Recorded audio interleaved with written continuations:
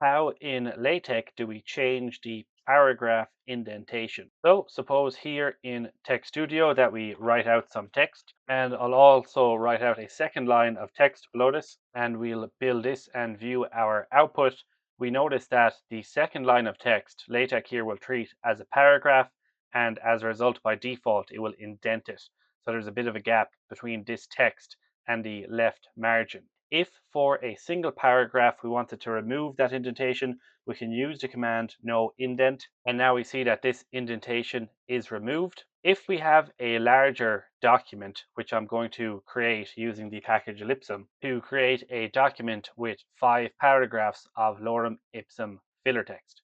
So if we had a larger document like this, and throughout all of our document, all paragraphs except for the first paragraph in a section will have this indentation.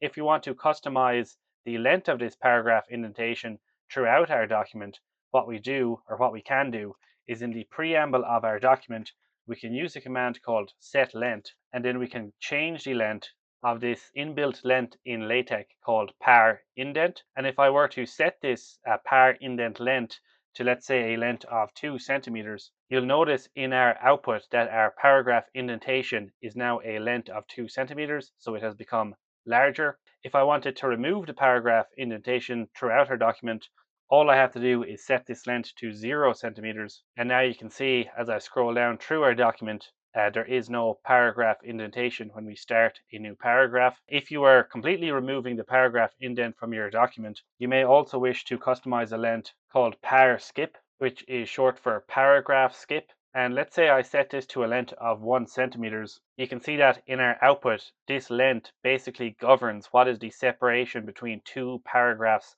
of text in our document. So now all of our paragraphs are separated by this length of 1 centimeter.